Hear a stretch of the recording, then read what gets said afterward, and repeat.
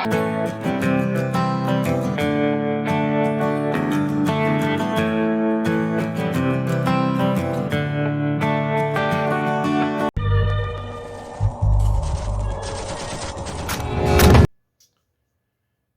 días, queridos amigos. Buenas tardes, buenas noches, en dependencia del lugar de donde estén viendo este programa. Esta es la hora de la verdad, donde vamos a analizar noticias tanto nacionales como internacionales que sean de interés. Hoy, como vemos, cambiado un poco el ángulo de esto.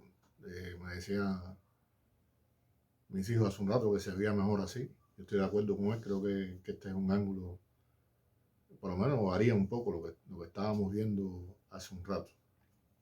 Y entonces yo creo que podemos explotar estas posibilidades que nos ofrece la tecnología.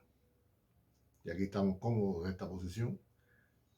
Yo quiero hablarles hoy de un tema que me han pedido que siga hablando de esto, porque se ha establecido un debate muy fuerte entre algunos internautas, seguidores o no seguidores, suscritos o no suscritos, con la memoria de Daniel, con el tema del programa que hicimos hace poco sobre si es Cuba un país neoliberal o no. Es un tema, yo lo advertía en el programa, que daba muchísimo más, porque hay personas que confunden el término de neoliberalismo, que no tienen claro el término y confunden las medidas que se han tomado en Cuba con un giro de Cuba hacia el neoliberalismo o porque Cuba ha adoptado el modelo neoliberal, cosa que es un error. Incluso muchos achacan a este gobierno, a ese apartado, en ese sentido, de la línea trazada por Fidel. Yo les ponía al final del programa un video donde Fidel sale hablando y explicando estas cosas.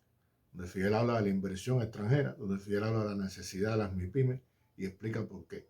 El hecho que en Cuba se hayan tomado nuevos actores, se han aprobado nuevos actores económicos, que en Cuba existan MIPYMES, inversión extranjera, no es que el país haya dado un giro hacia el neoliberalismo, ni que el país se haya convertido de golpe y porrazo en un país neoliberal. Yo les explicaba, el problema es que en Cuba no ha ocurrido ningún tipo de medida de choque. Pues estamos hablando de un país, que eso hay que entenderlo, un país pobre, méteselo en la cabeza, un país afectado por una crisis económica, que es una crisis mundial, pero que es una crisis también que afecta directamente a Cuba, porque Cuba no vive en Marte, o sea, los cubanos no estamos en Júpiter, ni estamos en otra galaxia. Entonces hay situaciones de pobreza inéditas en Cuba, y situaciones que no se habían dado antes en nuestro país.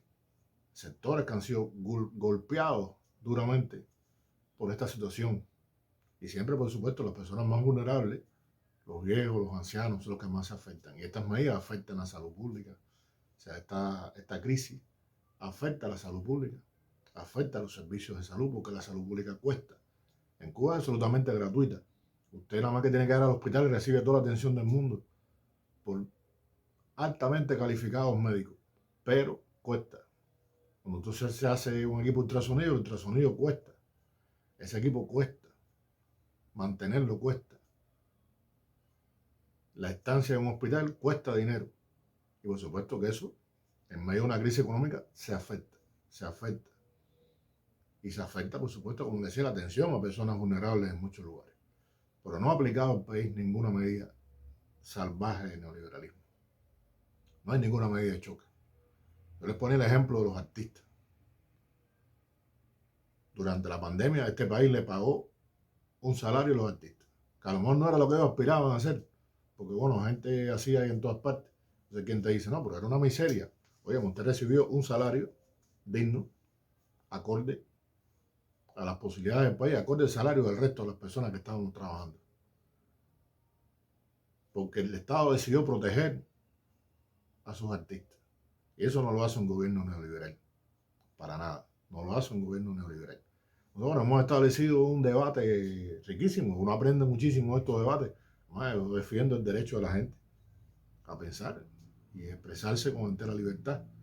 Y no me pongo bravo porque la gente dé su opinión contraria a la mía con relación a estos temas. Ni ofendo, ni trato de denigrar a la persona que piensa diferente que yo. Sencillamente, si merece la pena, establezco un debate.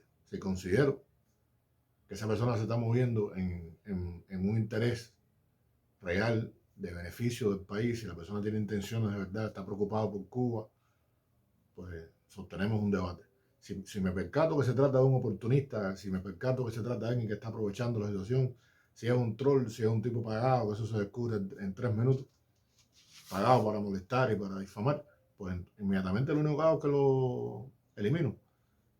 He tenido algunas bajas ahí a partir de este programa, o sea, hemos crecido el número de suscriptores en estos días, pero hemos bajado también, hemos perdido gente que se ha ido porque hay personas que quieren que yo hable más del gobierno de todas maneras. Hay personas que quieren que yo hable más del gobierno, que yo diga que el gobierno es neoliberal y que el gobierno tradicional le va a Fidel, y eso no es cierto.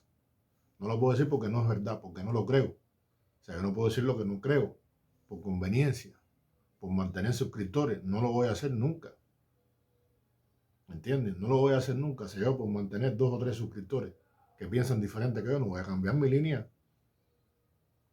Yo no voy a decir una cosa en la cual yo no creo.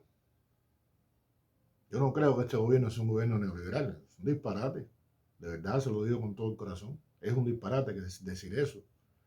Decir que la revolución se ha apartado de la atención a los humildes es mentira, no es verdad.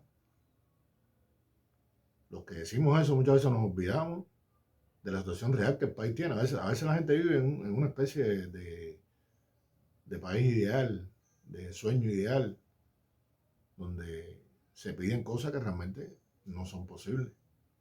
No son posibles, les digo. La crisis económica ha afectado a sectores vulnerables del país. Otra cosa es que es también muy debatido, que también se toca mucho, es el tema bueno, los funcionarios, que no, claro que sí tenemos funcionarios. Alguien se puso hasta bravo conmigo el otro día, el gobierno me eliminó, yo, que hasta que no reconozca la corrupción. Digo, no, la corrupción no importa si es chiquita o grande, la corrupción es corrupción. Pero tú no me puedes comparar a mí, al presidente, por ejemplo, de, de Ucrania, con Pandora Papers, ni me puedes comparar a los corruptos, a Martinelli, ni me puedes comparar a los corruptos presidentes latinoamericanos, a Macri. No puedes compararlo con un funcionario cubano, de ninguna manera.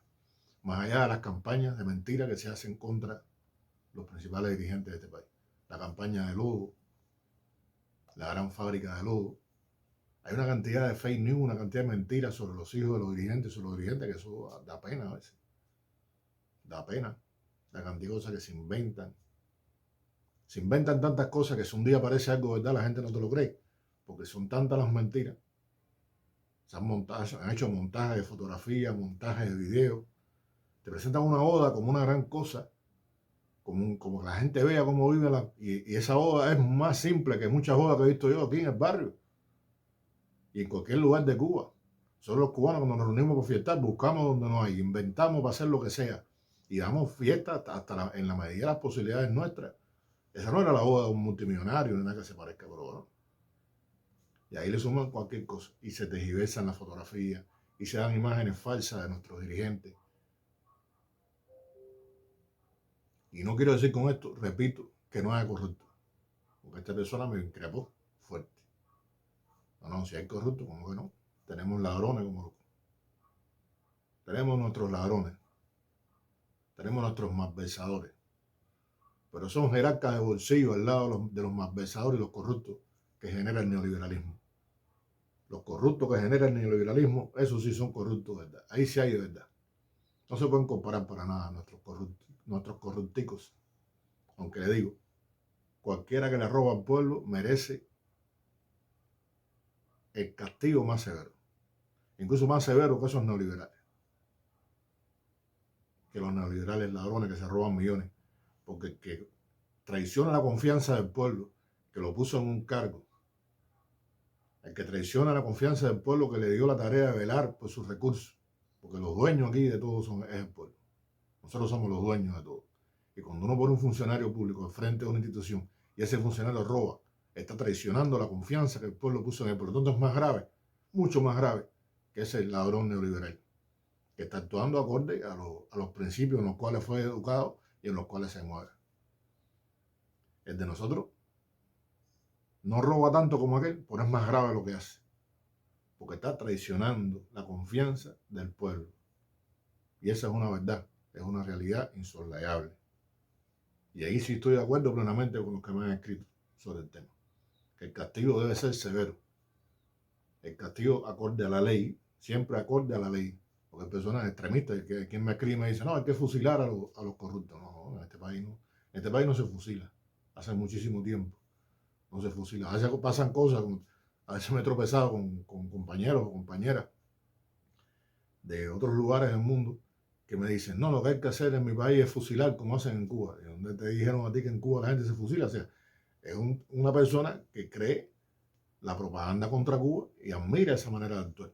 Entonces me dice, no, nosotros tenemos que hacer como hacen en Cuba, que fusilan a todo el mundo. No, en Cuba que fusilan a todo el mundo. Óigame, de madre, vaya. A veces uno se queda asombrado con estas cosas. Pero no. Yo creo que no fusilar jamás. Pero sí hacer que se cumpla la ley y que reciba un castigo severo y que tenga que devolver los bienes que se robó. Y sí merece la repulsa social. Porque si nosotros seguimos viendo a esa gente como triunfadores, yo le ponía el ejemplo el otro día, si aquí le dan a un trabajador que ocupa un cargo de dirección, un pequeño apartamento, como lo que acostumbran a dar, o si el hombre maneja un carro viejo, eso que le da el Estado para manejar, que a veces está en condiciones inframecánicas, para decirlo bien. Hay quien se indigna. Oh, que estaba privilegio. Óyeme, los privilegiados que han comprado casas enormes. Y eso, nadie se fija en eso, nadie le molesta. Un tipo que se compra de no se sabe de dónde, un casón ahí en Siboney. ¿De dónde sacó el dinero para comprar eso? ¿Por qué no nos molestamos por eso? Ahí sí hay que molestarse y averiguar de dónde sacó el dinero para comprar esa casa. Si lo estuvo trabajando, si es fruto de su labor, bueno, lo estuvo trabajando fruto de su labor. Pero si lo estuvo robando, malversando, debe merecer el castigo más severo. Y si es un funcionario público, debe responder ante la justicia, no solamente por el delito, sino por traicionar la confianza del pueblo que le dio la responsabilidad de dirigir esa institución en la cual le metió las manos, como decimos los cubanos. Eso sí es una realidad. Bueno, hay gente que te ofende, hay gente que entra, varios de ese programa me he encontrado insultos inéditos. O sea, yo conozco tengo un diccionario de insultos enorme. Tengo un diccionario enorme de insultos. Puedo hacer una colección de insultos. Pero me he encontrado con una cantidad de insultos nuevos, de nuevo corte, fabulosos. Ahí realmente me he encontrado cosas increíbles de las cosas que me han dicho. Los voy a anotar por ahí, pues un día eh, tengo que utilizar alguno. No, en broma, ustedes saben que yo jamás utilizo ese tipo de cosas. No las necesito. O sea, cuando uno establece un combate de ideas, combate verbal o escrito, y tiene argumentos, y tiene elementos, no tiene por qué recurrir a ese tipo de banalidades, de estupideces, de calumnia, de malas palabras, de ciberchancleteo. El ciberchancleteo es indigno. Uno tiene que darse su altura, tiene que darse a respetar. Pero he encontrado muchos criterios, por eso quería volver a tocar el tema, porque me parecía extremadamente importante. Y por además, por las noticias que se están moviendo en redes sociales, sobre todo en redes sociales, donde el ataque contra Cuba es bestial. No se puede decir de otra manera. O sea, el ataque contra el crédito de Cuba no tiene comparación. No tiene comparación. Es inaudito la cantidad de sandeces y estupideces que oigo decir. Hay personas que salen a contar, bueno, desgraciadamente ahora hubo lo que sucedió con el restaurante La Carreta, aquí en La Habana, ahí en 21, cerca de Copelia, un lugar emblemático de la gastronomía habanera. Pero bueno, los lugares tienen su ser en su momento. O sea, ¿en cuántos lugares del mundo hay lugares, restaurantes que han desaparecido, que han sido derribados, destruidos?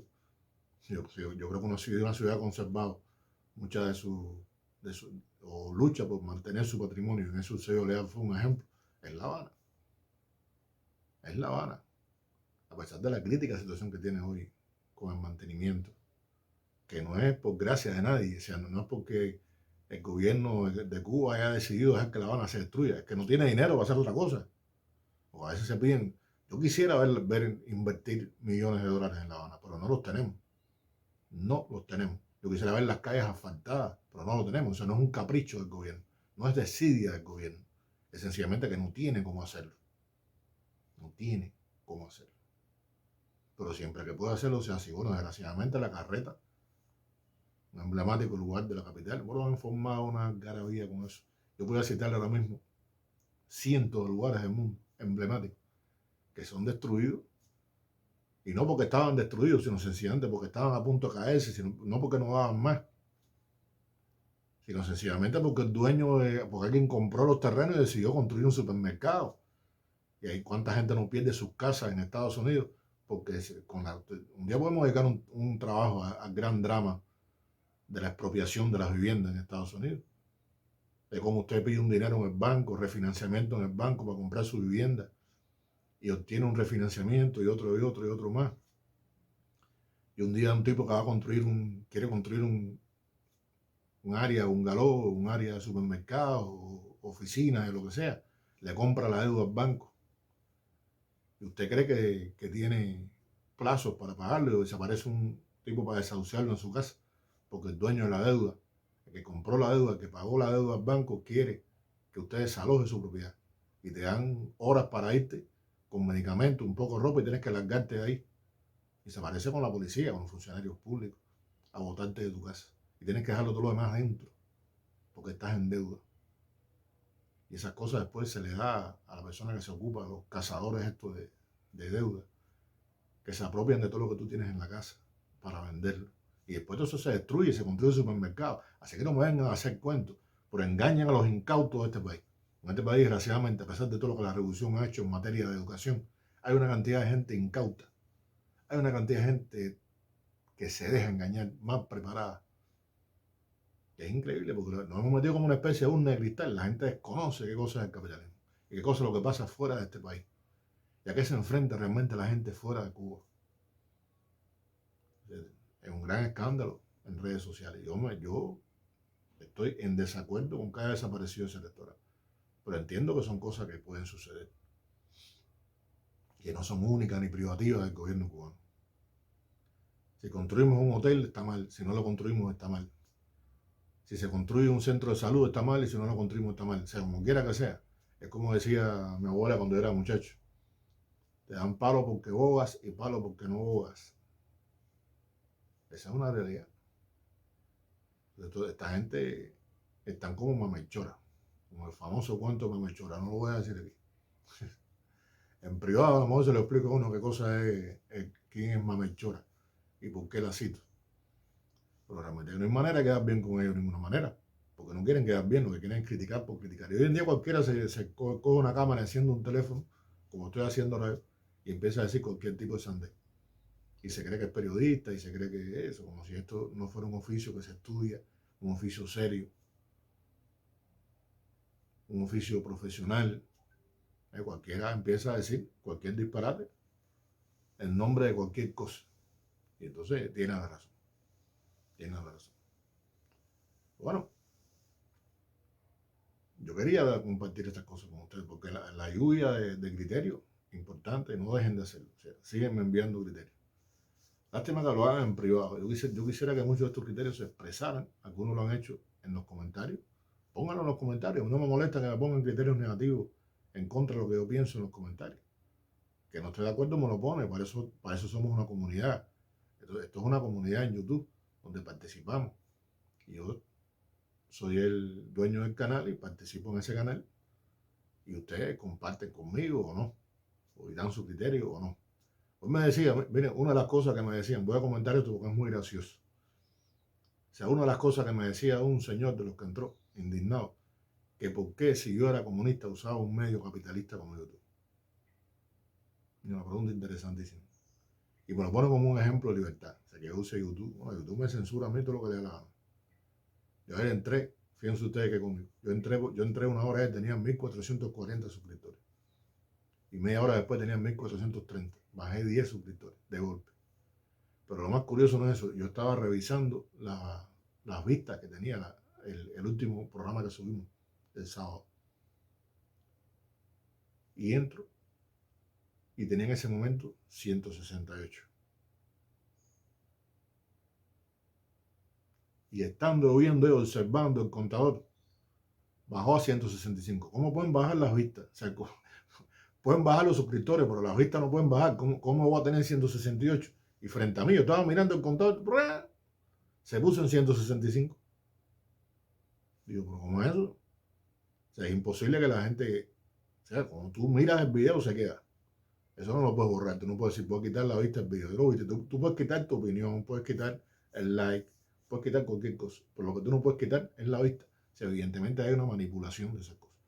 Entonces, sí, yo utilizo YouTube. Ojalá tuviéramos un canal nuestro lo suficientemente poderoso para llegar a todas partes del mundo con nuestra visión. Ojalá tuviéramos el dinero y el deseo de hacer un canal que lograra conquistar a mucha gente en el mundo, que fuera nuestro espacio. Eso sería lo ideal. Lo ideal sería eso, que lográramos hacerlo así. Pero eso cuesta dinero también. Cuesta dinero. Que no va a salir un patrocinador de pronto, un mecenas, que nos va a dar los miles de millones que necesitamos para construir una gran red social como Facebook. No es cosa de coser y cantar, pero podemos hacer algunas cosas, podemos intentar algunas cosas. Y él me dice que el día que él lo dejen publicar en el periódico Granma, él llama a Granma un libelo. Ese libelo en el que tú trabajas, el día que me dejen publicar a mí en ese libelo, entonces, digo, ven acá, ¿y por qué a mí no me dejan publicar? ¿Por qué no me publican en el New York Times? El día que a mí me publiquen en Miami Herald, una de las cosas que yo publico, entonces vamos a sentarnos a conversar. El día que el New York Times me publique un artículo mío, entonces veremos a pensar, o un artículo, bueno, un artículo de un cubano revolucionario. No me digan a mí, van a pensar que yo soy pretencioso, que quiero publicar en el New York Times, en el Miami Herald o en el Nuevo Herald. No estoy hablando de eso. No, vaya, olvídense de mí. El día que ustedes publiquen un artículo de un cubano revolucionario defendiendo la revolución cubana en el Nuevo Herald, entonces yo te digo, vamos a ver cómo tocamos. Por eso ni ha ocurrido ni va a ocurrir. Porque si alguien censura en este mundo, señor, que este señor ni siquiera se atrevió a poner su nombre real. Porque yo estoy con mi cara y con mi nombre aquí, pero él no se atrevió a poner su nombre real en la red. Señor, si alguien censura en este mundo son ustedes. Menos que me acaba de pasar a mí en Facebook. Facebook me censuró descaradamente. Y cuando protesté y envié la reclamación, me contestaron tajantemente que yo estaba inhabilitado de por vida para usar esa red social y que ellos se atribuían el derecho a no explicarme por qué. Así mismo, nosotros nos atribuimos el derecho a no explicar por qué. A no explicar por qué. O sea, ¿quién censura a quién aquí? ¿Y cuántos periodistas cubanos han sido censurados? ¿A cuántas páginas no podemos entrar nosotros? ¿De cuántos servicios en Google no tenemos que prescindir porque no nos brindan ese servicio? Yo quisiera estar haciendo este mismo programa por StreamYard. No, bueno, no puedo hacerlo. ¿Ustedes saben por qué no puedo usar StreamYard? Porque el gobierno de Estados Unidos no me lo permite. Tendría que usar una VPN. Entonces, si me conecto a través de una VPN, pierdo velocidad de conexión. Y Cuba es un país donde el mismo gobierno de Estados Unidos, ahora recientemente, le prohibió o recomendó a una compañía y le recomendó al gobierno, le recomendaron no conectar a Cuba un cable. Querían hacer negocio, una compañía quería conectar a Cuba un cable de internet, cable de fibra óptica esa marina. Y el propio gobierno de Estados Unidos recomendó que no se hiciera. Y aquí no son los sensores aquí. Ellos que no, Cuba está rodeada de cables estadounidenses por todas partes. Y no permiten que Cuba se conecte a esos cables, que aumente la velocidad. Entonces, cuando yo utilizo una VPN en Cuba, que la velocidad de conexión es baja, pues no puedo utilizar el StreamYard porque se me despixela la imagen. Es muy difícil. Tendré que tener yo algún privilegio que no tengo. Porque, repito, todo esto lo hago yo por mi cuenta. Y entonces, ¿de qué libertad de expresión tú me estás hablando, compadre? La libertad de expresión del capitalismo. Déjame reírme. Déjame sonreír. Porque usted sabe bien, señor XXLW. Además se puso, no sé si será la talla del pullover mío. Terrible fue eso lo que puso ese hombre. Pero bueno, cuando yo vea a un revolucionario cubano publicando en el Nuevo Herald, lo hablamos. O en Miami Herald conversamos. Mientras, señor, usted no tiene nada que hablar aquí, ni tiene nada que hacer en el canal. Por supuesto que ese sí lo bloqueé y lo eliminé. Pero yo traigo a ustedes algunos datos aquí para que ustedes vean lo que es un gobierno neoliberal. Todas las cosas que un gobierno neoliberal hace. Y les traigo algunos datos aquí muy interesantes. Por ejemplo, la vacuna cubana anti-COVID-19 Soberana 02 y Soberana Plus obtuvieron el gran premio del evento internacional de negocios líder del año en Belarus por su contribución a la lucha mundial contra la pandemia, informó en Twitter el Instituto Finland de Vacunas, titular de ambos inmunógenos, que también agradeció y felicitó a todos los que han aportado en el logro de este laburo. De acuerdo con Prensa Latina, Santiago Pérez, embajador de Cuba en Minsk, significó que el galardón reconoce el impacto social de los fármacos, muy efectivos en cuanto a seguridad e inmunogeneidad en la población pediátrica, adulta y de adultos mayores. Y Dania Caballero, directora de la Oficina de Representación de Biocuba Pharma para los países de la Unión Euroasiática, destacó que el reconocimiento se otorga además por la novedad de la innovación y la repercusión en otras naciones. Belarus se convirtió el 26 de julio del presente año en el primer país de Europa en registrar la vacuna Soberana Plus contra la COVID-19, cuando el Centro de Peritaje y Pruebas del Ministerio de Salud de ese país aprobó el uso de ese inmunógeno.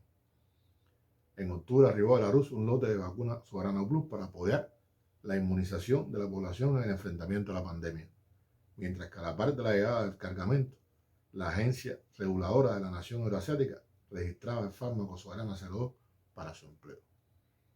Bueno, el que no lo quiera registrar, no quiere usarlo, se lo pierde, porque es súper seguro. Es un medicamento que ha demostrado además tener un nivel de seguridad asombroso, tener un nivel de seguridad increíble. Así que el que no, aquí no veo problema como veo con otros, como el de la Pfizer y todas las demás Moderna y todas las demás vacunas estas, que han tenido montones de problemas, que han traído problemas de salud a mucha gente. No es el caso de las vacunas cubanas. Las vacunas cubanas que siguieron otro camino, inmunizaron a la población, aquí estamos. Uno de los países con menos muertes, uno de los países con menos enfermos, uno de los países con un índice de recuperación más alto del mundo. Y tiene mucho que ver con nuestra vacuna, a pesar de todo lo que hicieron, porque no lograron obtener ni un centavo. Y hay un elemento que quería compartir con ustedes, que vamos a ver también, que tiene que ver con esto del neoliberalismo. Porque nuestro país no dejó de buscar alternativas, a pesar de todas las campañas, el bloqueo, el cierre, de prohibirle a Cuba comprar hasta oxígeno, que eso es increíble. O sea, ¿cómo es que impuesto está de acuerdo con eso, chicos? Entonces ese gobierno, vecino nuestro, impidió que incluso Cuba comprara el oxígeno que Cuba necesitaba para salvar vidas. Prohibió, señores, la compra de los respiradores pulmonares para salvar la vida de las personas. Eso es inhumano. ¿Qué tiene que ver eso con los derechos humanos? ¿Qué tiene que ver eso con...? Es una desvergüenza. Entonces, no puede ser. ¿Cómo hay gente que puede defender esas cosas? Pero yo le traigo algunas cifras aquí para que ustedes vean algunos datos que han ido saliendo. Para que ustedes vean si esto es un país neoliberal.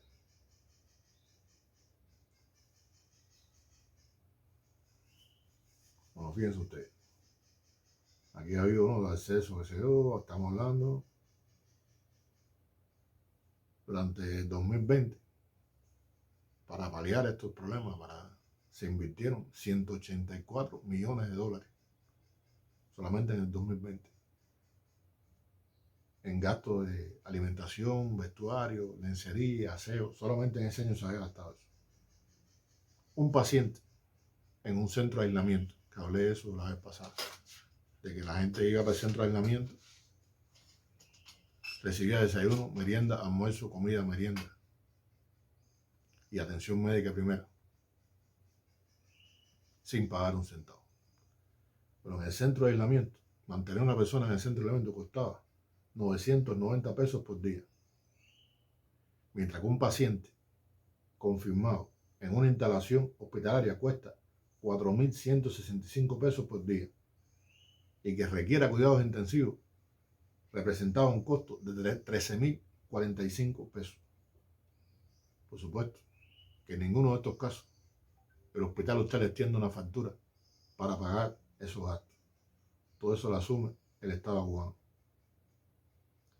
En ese año 2021, fíjense usted, en lo que iba del año, en el momento que se hace este informe, el Estado había asumido 5.772 millones de pesos por gastos asociados al enfrentamiento a la COVID. 5.772 millones de pesos. En garantías salariales, por ejemplo, porque ningún interrupto dejó de recibir el 100% de su salario en el primer mes. 100% del salario. La gente que no podía ir a trabajar. Producto de la COVID, producto del aislamiento y todas estas cosas, las medidas que hubo que tomar. Recibía el 100% del salario en su casa. El primer mes. Y el 60% de su salario el resto de los meses. Por ese concepto se han pagado en ese momento 596 millones de pesos. Así que estamos hablando aquí de cifras importantes. Y entonces, en medio de afectaciones serias del ingreso de divisas al país, en medio de afectaciones serias del ingreso de primera por el bloqueo. Yo siempre digo, primero por el bloqueo, porque es una verdad. Por la persecución de la finanza, por el castigo de los bancos. Se nos creó una situación realmente muy difícil, porque tenemos que utilizar dinero para pagar estas cosas, para salvar la vida de los cubanos. Y por otro lado, que este bloqueo nos llevó a perder ingresos millonarios, de incremento de las medidas. Entonces, ¿cómo enfrentábamos otras cosas? Se tuvo que gastar millones de dólares para enfrentar la COVID. Millones de estos no estaban previstos. En un momento que el país no estaba entrando nada. Porque una de las fuentes fundamentales de ingresos al país, ustedes saben que es el turismo. Y el turismo, mira, cero turismo. No entraba un turista al país producto de la pandemia. ¿De dónde íbamos a sacar el dinero? Pero el país concentró todo su esfuerzo, el dinero que tenía, los recursos que tenía, en salvar la vida de la población, sin cobrar un centavo. Y eso no lo hace un país neoliberal. No lo hace. Las prioridades que el país tuvo que señalar. Bueno, sí, si hubiéramos usado el dinero para arreglar los baches de la calle y dejábamos que la gente se muriera, usábamos el dinero para comprar comida, más comida. No, usamos el dinero para comprar la comida necesaria, la comida que nos hacía falta para sobrevivir en esas condiciones. Y entonces hay gente que es increíble. Yo estaba viendo una entrevista, señores, a una persona que estaba en una de las caravanas de estas que tratan de entrar a los Estados Unidos por la frontera sur. Y esta persona decía, entre otras cosas, que él se ha ido de Cuba porque tenía que comer pollo todos los días. En Cuba lo único que había para comer era pollo. Yo me imagino que si los centroamericanos que estaban alrededor de esa persona escucharon eso, tienen que haber pensado que esa persona estaba absolutamente loca. Si los hondureños, los salvadoreños, los nicaragüenses, los que sean, todo Centroamérica, que usan esas caravanas para llegar a Estados Unidos, escucharon ese tipo decir de que él se iba para Estados Unidos y haya emprendido todo el peligro de ese recorrido, poniéndose en manos de traficantes de personas, porque él estaba aburrido de comer pollo en Cuba. Yo me imagino que la risa tiene que haber llegado al cielo. Estaba aburrido de comer pollo en Cuba, porque en Cuba lo único que había era pollo.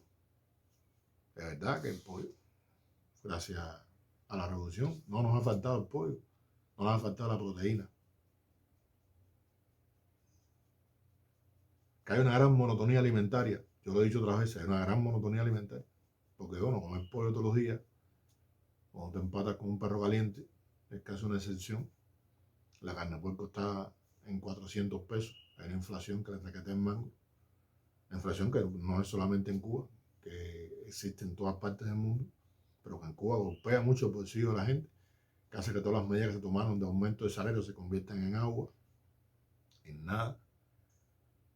La carne de puerco está a 400 pesos, incomprable. Ahora dicen que se van a vender 5 libras a precio de Estado. Vamos a ver si a los vendedores estatales no se les ocurre también competir, porque eso es una mala costumbre que se ha entronizado. Te dicen, si en particular lo vende a 400, lo venden en 350.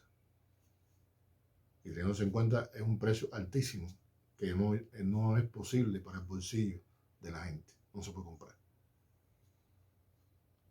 Pero bueno, ha faltado todo eso, pero está. Ahí se ha vendido pollo, picadillo.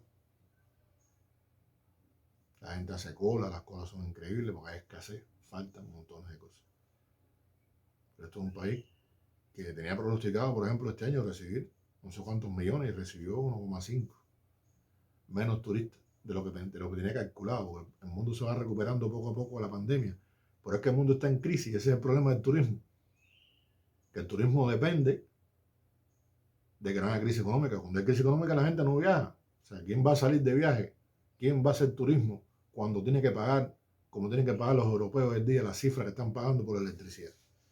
¿Cómo con el invierno a las puertas, con el invierno entrando ya, la gente va a coger el dinero que debe utilizar para pagar la factura de electricidad y calefacción para irse al Caribe de vacaciones? ¿Qué usted haría? ¿Se va al Caribe una semana de vacaciones o ese dinero lo guarda y lo retiene para pagar una cuenta que no sabe a dónde va a llegar, que no sabe finalmente cuánto será el costo de esas cosas? ¿Qué usted haría? Por supuesto que usted no hace turismo. Entonces, lo malo del turismo es eso. Si el turismo es una fuente rápida de dinero, pero es terrible. No es segura. No se puede comparar con la producción de alimentos, que siempre hacen falta. No se puede comparar con la producción de materias primas. No se puede comparar con la producción de artículos terminados. Y la idea de desarrollar el turismo era que el turismo impulsara la economía, nos entrara divisa para desarrollar otros sectores de la economía. Y tenemos una agricultura que nos acaba de levantar cabeza, porque hace falta fertilizante, maquinaria y un montón de cosas. Hemos eso hemos hablado también. Pero también hace falta otras cosas. También hace falta otras cosas a la agricultura nuestra para que se levante. Porque ya que nos faltan tractores, nos falta herramientas, nos falta fertilizantes, pero tenemos una cantidad de gente campesino que con su dinero, fruto de su sudor que no sudan hace montones de tiempo, van 16 veces al año a ganaderos, especuladores que se han hecho ricos con el sudor de los demás. Eso es una verdad también, una verdad que no podemos negar, que tenemos que criticar y que decir. Entonces, los invito a seguir participando en este debate. Yo estoy de acuerdo con que sigan participando.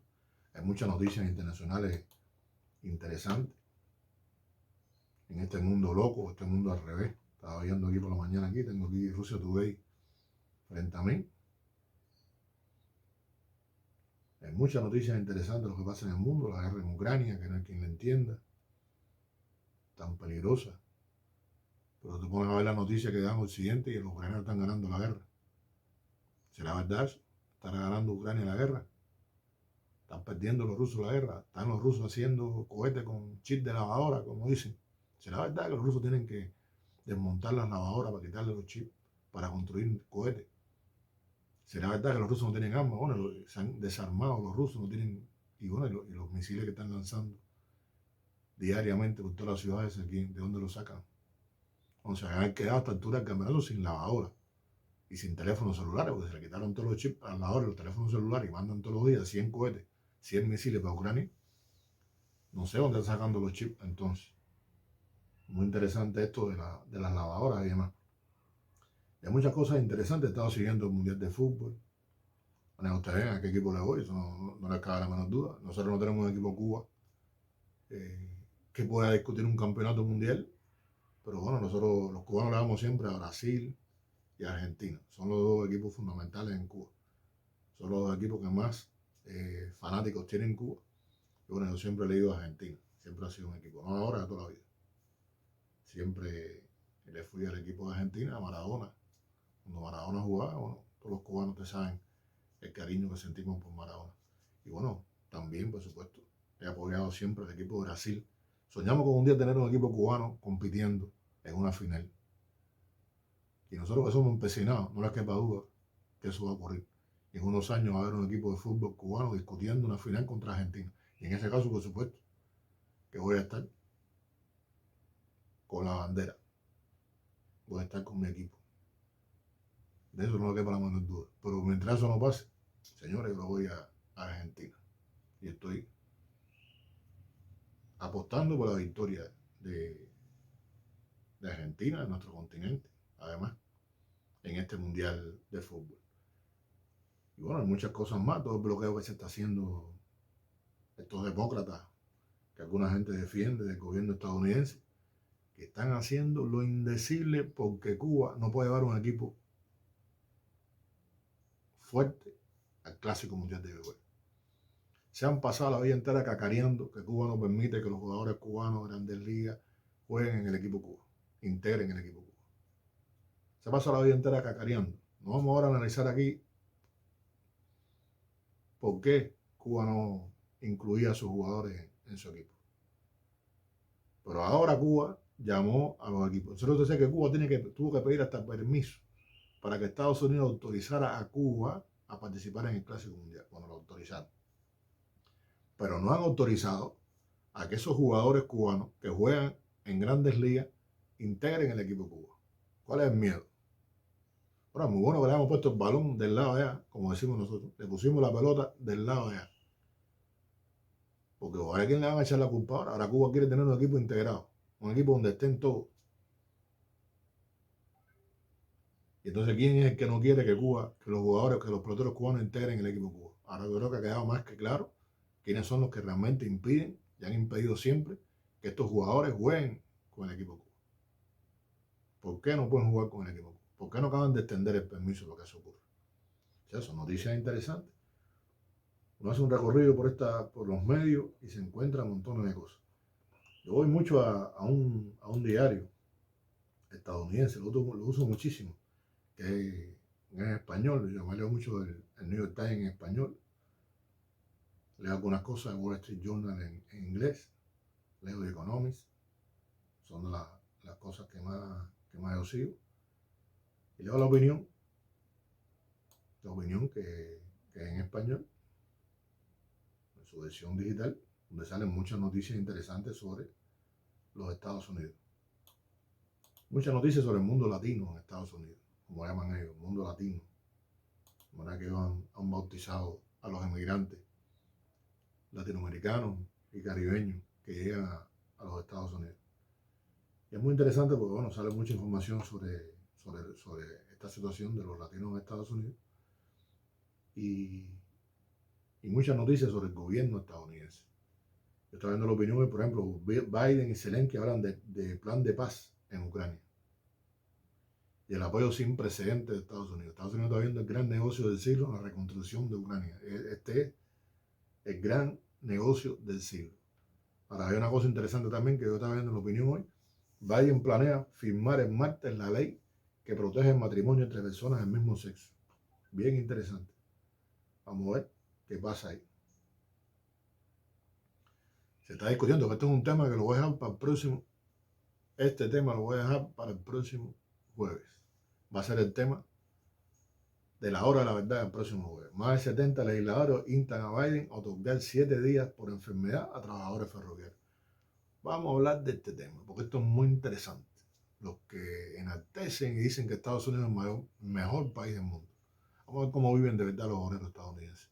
Vamos a ver qué derechos tienen de verdad. Esto que es impensado, porque en Cuba cualquiera que se enferme recibe un certificado médico y está 7 días en su casa, 10 días, 15 días, un mes en su casa, 2 meses, 3 meses, 4 meses en su casa de certificado médico, recibiendo 1%, 70% o más de salario. Es un derecho tan natural que nosotros no nos damos cuenta que en muchos lugares del mundo son sueños de los trabajadores. Sueños de los trabajadores. Usted se enferma en Cuba y recibe 7 días, no, los días que usted necesite por enfermedad, pagada, subsidiada por el Estado. Pero en Estados Unidos no. Estados Unidos es una lucha. Todavía a esta altura del campeonato es una lucha por conquistar. O sea, vamos a hablar de los derechos, vamos a hablar de Estados Unidos, vamos a hablar de la situación que tiene hoy en día la sociedad estadounidense. Vamos a hablar de la violencia, vamos a hablar de la falta de derechos de los trabajadores, vamos a hablar de todo lo que sea necesario hablar. Porque yo quiero, señores, que la gente conozca otro lado de la verdad. Para esto es este programa. Para decir nuestra verdad. Que puede que no coincida con la de usted, puede que usted no esté plenamente de acuerdo con lo que estoy diciendo. Pero le da la posibilidad de ver otro ángulo del asunto. Entonces, para ver otro ángulo del asunto está este programa. Y lo voy a dejar al final con un candil que me busqué por ahí, una velita que encontré por ahí, con una luz, porque esa luz refleja la verdad. Se puede apagar, basta un soplo de viento, basta un soplido para que en este mundo hoy la verdad desaparezca. Pero tenemos esa velita, tenemos que cuidar esa luz, tenemos que cuidar esa luz, que es la luz de la verdad. Ponerle una vela a la verdad para que prevalezca sobre la mentira. Entonces, señores, esta ha sido la hora de la verdad. Ha sido un placer, como siempre, compartir con ustedes. Este nuevo ángulo me gustó. Es muy cómodo para trabajar, así que yo creo que este va a ser el que se va a quedar por un tiempo para poder trabajar con ustedes. Un ángulo perfecto. Y entonces, bueno, cuando quiero consultar algo, tengo aquí la computadora a la derecha, puedo consultar los datos que necesite.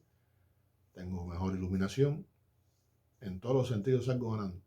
Así que la hora de la verdad va a tener este espacio así en este lugar de mi casa, donde paso tantas horas de trabajo y donde comparto con ustedes el café con Daniel y la hora de la verdad. El jueves vamos a hablar de los derechos. Vamos a hablar de los estadounidenses sin derechos. Vamos a hablar de los sueños que no se han hecho realidad para los trabajadores estadounidenses. Entonces, el jueves a las 7 de la noche, martes 7 de la noche, jueves 7 de la noche y los sábados a las 12 del día con un café con Daniel. Un gran abrazo, queridos amigos. Ha sido con ustedes, ha estado con ustedes Raúl Antonio Capote, jefe de redacción de Granma Internacional, amigo y compañero de ustedes, desde Cuba, territorio libre en América. Nos vemos. Muchas gracias por haber compartido este espacio.